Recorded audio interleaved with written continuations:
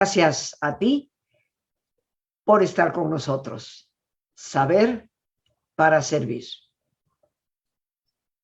El estrés, queridos amigos, es definitivamente una bomba de tiempo.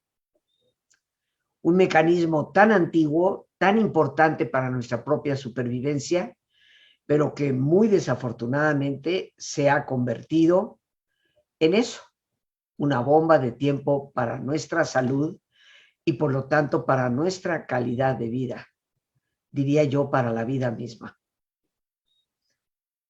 ¿Cómo es que un mecanismo natural de supervivencia que nos ayuda a correr o luchar para salvaguardar la vida se ha convertido en este desastroso enemigo?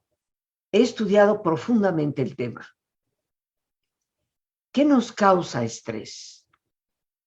Ciertamente que tendríamos que entender en qué consiste y lo vamos a explicar dentro de un momento. Pero hoy en día sabemos definitivamente que hay ciertas situaciones que por naturaleza nos van a estresar, algunas de las cuales podemos manejar corriendo o luchando, otras que desafortunadamente no se puede. Y en la escala del estrés, lo que nos causa mayor estrés y tensión es la muerte de nuestra pareja. Esto acumula una enorme cantidad de puntos dentro de la escala de lo que es el estrés. De igual forma, el divorcio, la menopausia, sobre todo cuando nuestras actitudes rechazan la idea de que el tiempo avanzó, la separación de la pareja, el encarcelamiento, la muerte de un familiar cercano, la enfermedad o incapacidad. El matrimonio mismo nos causa estrés, el perder un empleo, el reconciliarnos con la pareja,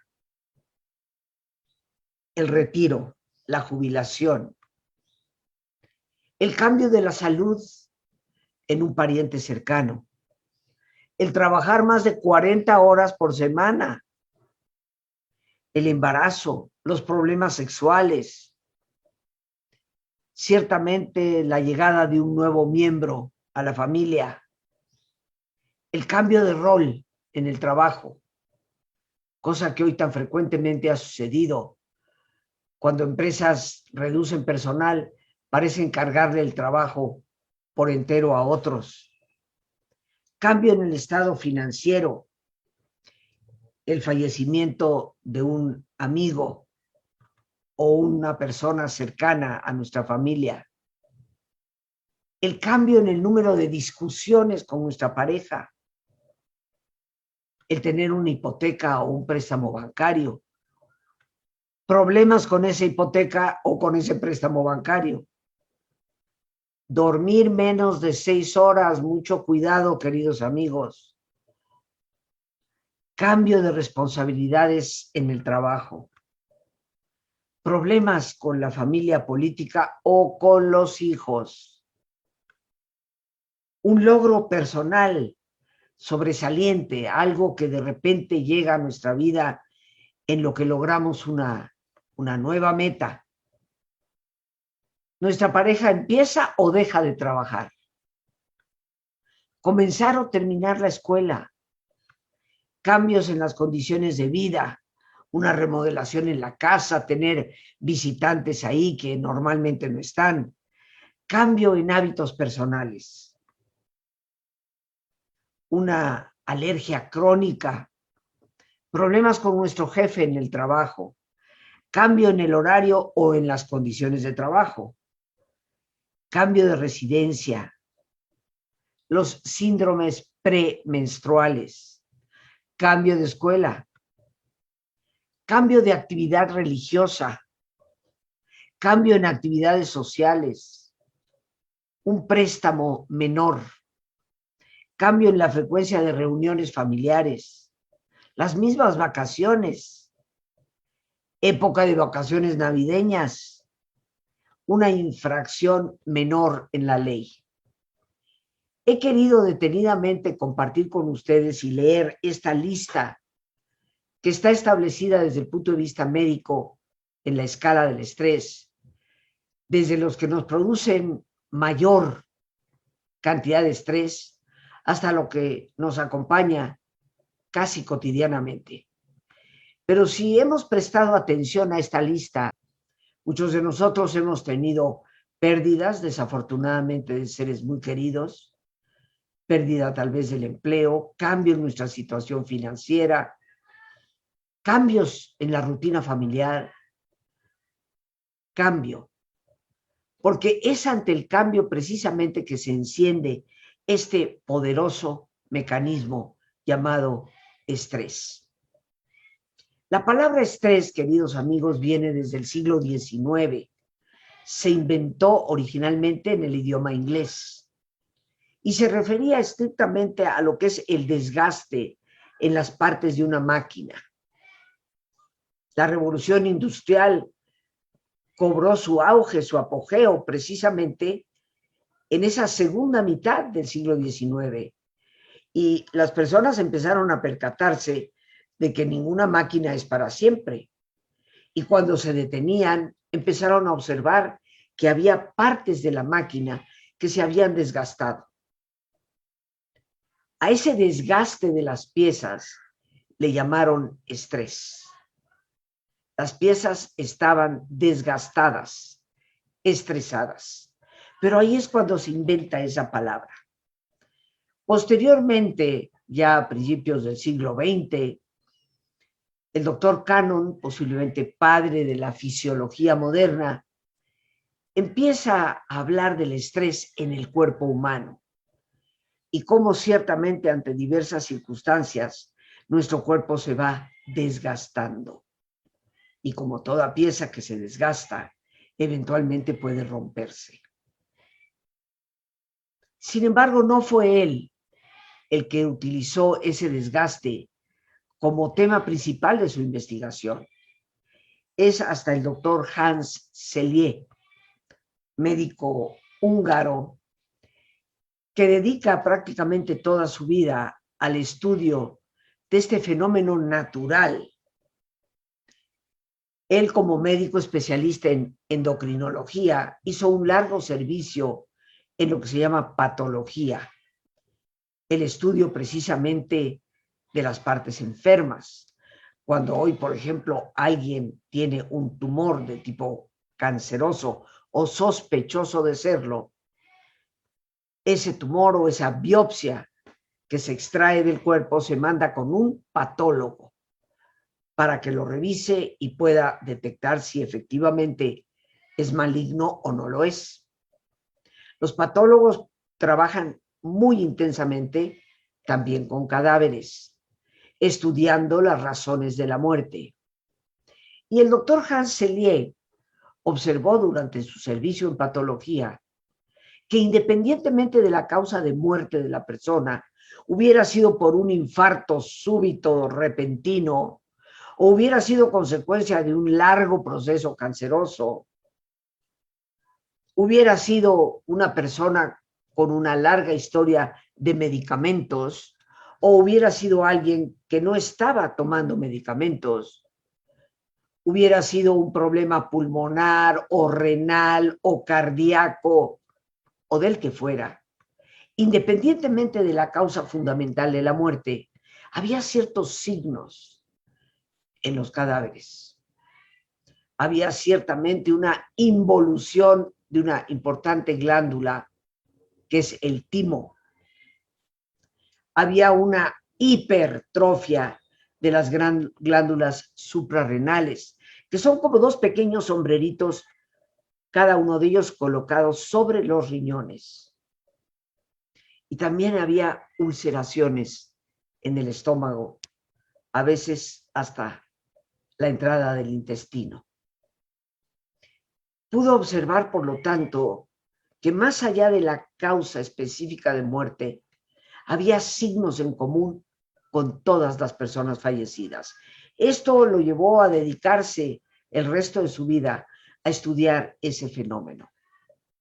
Hizo una enorme cantidad de experimentos y logró darse cuenta que cuando una persona vive bajo un estado tensional crónico, se va a generar ese desgaste, esa involución en la glándula timo muy importante para el sistema de inmunidad, esa hipertrofia de las glándulas suprarrenales que están colocadas encima de los riñones y que tienen que ver con un derrame hormonal que también perjudica al sistema de inmunidad, y finalmente con úlceras en la parte digestiva, producto de un nivel de acidez alto.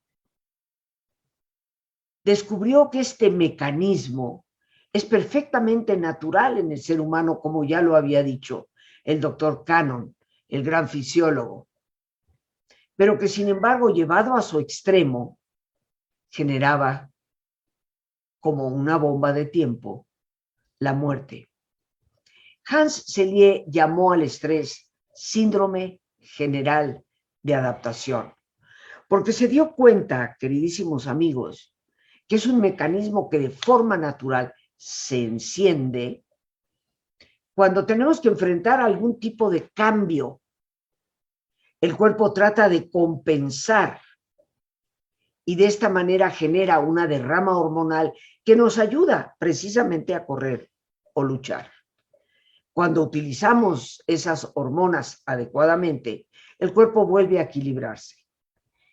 Un síndrome es un conjunto de síntomas. Él se dio cuenta que había un conjunto de síntomas como respuesta a los cambios. General porque aparecía en todo el cuerpo. Y de adaptación precisamente porque se enciende ante la necesidad de adaptarnos a una nueva circunstancia. Este mecanismo de supervivencia que ha hecho posible que sobrevivamos como especie, porque si algo tiene de fantástico el ser humano, es esa capacidad de adaptación. ¿Cómo es que se convirtió en tan terrible enemigo?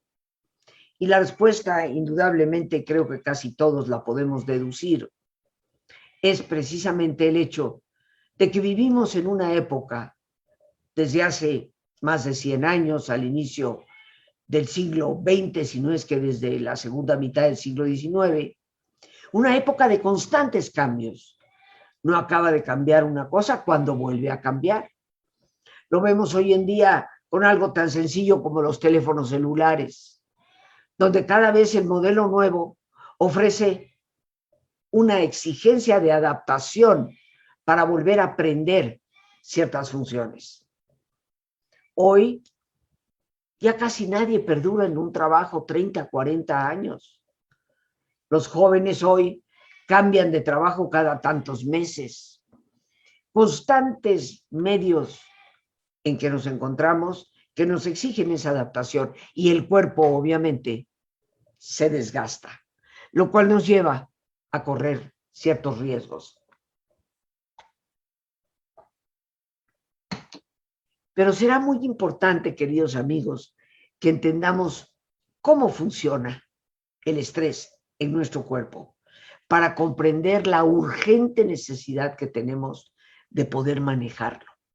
Porque al estrés no se le puede eliminar. Eliminar el estrés es tanto como decirte que te quites un mecanismo de supervivencia de encima, lo cual sería absurdo, gravísimo e imposible. Pero tenemos que aprender a manejar esa respuesta tan automatizada que da nuestro cuerpo ante las situaciones que enfrentamos. ¿Cómo es que funciona el estrés? Y yo me voy a permitir compartir contigo, pues, una especie de metáfora, una analogía, para que podamos entender mejor en términos sencillos cómo esto trabaja en el interior de nuestro cuerpo. Imagina por un instante que estás en el balcón de tu departamento, admirando uno de esos días de claridad en el Valle de México, sin bruma, sin smog, con un cielo azul, donde podemos ver las montañas, tal vez para algunos en ciertas zonas, la silueta del Popocatépetl y el Iztaccíhuatl. Inhalas profundamente y de repente empiezas a oler humo, para darte cuenta que unos cuantos pisos abajo de ti hay un incendio en el edificio. Empieza a salir humo por la ventana de ese departamento. ¿Qué vas a hacer tú ante esto? Ciertamente, llamar de inmediato por teléfono a la operadora de emergencia para decirle que en tal calle, entre tal y tal, hay un incendio y que urge la ayuda. A través de ese teléfono te comunicaste con esa operadora y esa operadora va inmediatamente a proceder para enviar pues dos cosas muy importantes ante un incendio. A los bomberos, indudablemente, y también a alguna ambulancia, para que en el caso de haber heridos o intoxicados con humo, se les pueda definitivamente atender. Así que tú, al darte cuenta que el elevador del edificio está detenido o que las escaleras están llenas de humo y ya no puedes bajar por ahí, proteges tu casa tal vez con una toalla húmeda al borde de la puerta, esperando que llegue la ayuda. Eventualmente llegará. Tal vez si la estación de bomberos está cerca, lo hará rápidamente. Y verás cómo los bomberos se preparan con sus mangueras, conectan porque afortunadamente hay una toma de agua en la calle disponible, toman de esa toma de agua para empezar precisamente a usarla para sofocar ese incendio. Te das cuenta cómo los bomberos entran y salen del edificio, sacando en algunos casos a personas intoxicadas con humo que están en ese mismo piso del departamento o en el piso inmediato, inferior o superior, y te das cuenta que entre la gente que sale está tu comadre, que vive en el mismo edificio que tú. Y te das cuenta cómo inmediatamente la recuestan en una especie de camilla y le aplican una pequeña bomba de oxígeno para que pueda recobrar el aliento y pueda salir adelante de esa crisis. Pero resulta que afortunadamente el incendio era pequeño. Así que en cosa de 40 minutos los bomberos han logrado sofocar el incendio y las personas intoxicadas con humo han sido debidamente atendidas. Pero tú estás un poco alterada, y de repente gritas desesperadamente desde el balcón de tu propio departamento que no se retiren, que se aseguren bien de seguir echando agüita para que no haya ningún rescoldo que pueda volver a encenderse. De igual forma, que les sigan aplicando el oxígeno a tu comadre. No quieres que se tome con ella ningún riesgo. Normalmente, el de la ambulancia, el paramédico junto con el bombero se verían el uno al otro y se dirían, es mejor bajar a esa señora que está arriba gritando. Pero si tú fueras la jefa de gobierno y le ordenas que lo hagan, tristemente, no solo en nuestro país, en muchos más, se mirarían el paramédico y el bombero y se pensarían, si no quieres perder la chamba, mejor haz lo que te están diciendo. ¿Y qué sucedería, queridos amigos, si por nuestro propio estado alterado, tenso, exigiéramos que el agua siguiera echándose 3 horas, 2 días, una semana, con la bomba de oxígeno a lo que da para nuestra comadre? Pues creo que todos aquí podemos deducir. Eventualmente el daño al edificio sería tan grave que podría derrumbarse, porque hemos pues ablandado las estructuras. Y la comadre es probable que pase a mejor vida con ese exceso de oxígeno. Resultó peor el remedio que la enfermedad. Pero ¿qué significa esta metáfora? Antes de traducir esta historieta, queridos amigos, que hemos compartido, quiero aprovechar la oportunidad para invitarte. Voy a tener el enorme gusto de compartir con ustedes un pequeño taller que me han solicitado con insistencia. El manejo del estrés, aprendizaje de relajación y de cómo dormir sin necesidad de pastillas, a veces sintiendo una cierta incapacidad para relajarnos adecuadamente y padeciendo muchísimos problemas de insomnio. Cómo resolver esos problemas es parte de lo que vamos a aplicar con herramientas comprobadas que te pueden ayudar a retomar el equilibrio en la vida.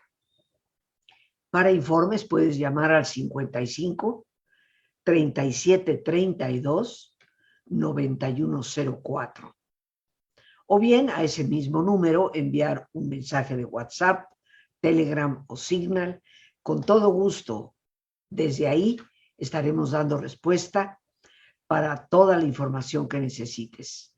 55 37 32 9104. Un taller por única vez en el año que tendré el gusto de compartir con todos ustedes.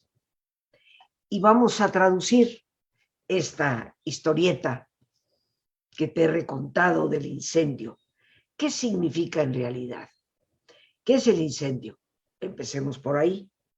Pues el incendio, precisamente, queridos amigos, es el estímulo. El escuchar que van a recortar personal en la oficina donde trabajo.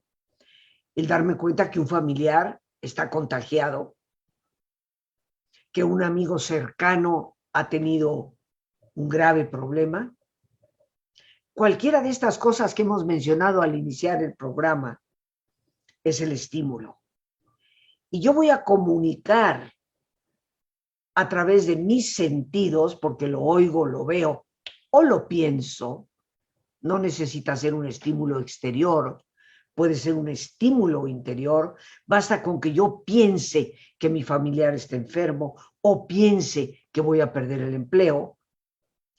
Esos sentidos internos o externos serán el teléfono a través del cual me comunico con la operadora central, que es mi cerebro.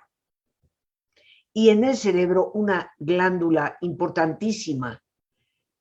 La operadora se llama hipotálamo, que regula precisamente nuestra capacidad de responder ante los cambios.